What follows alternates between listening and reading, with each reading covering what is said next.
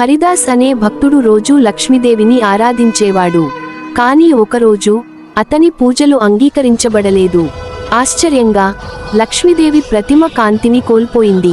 బాధతో హరిదాస్ ఆర్తనాదించాడు, అమ్మా, నేను ఏదైనా తప్పు చేశానా? ఆకాశంలో మెరుపులు మెరచి ఒక దివ్య స్వరం వినిపించింది. హరిదాసా, నీవు ధనం కోసం ప్రార్థిస్తున్నావు, కాని ఆకలితో ఉన్నవాళ్లను గమనించలేదు. దయగల హృదయం ఉన్నవారికే నా అనుగ్రహం అని లక్ష్మి చెప్పింది. గుర్తుకొచ్చిన హరిదాస్ నిన్న ఆకలితో ఉన్న ఒక భిక్షాటనిని నిర్లక్ష్యం చేసిన తాను చేసిన పొరపాటు తెలుసుకున్నాడు. వెంటనే తన వద్ద ఉన్నదంతా పేదవారికి పంచాడు. ఆశ్చర్యంగా ఇంటిలో స్వర్ణకాంతి వ్యాపించింది.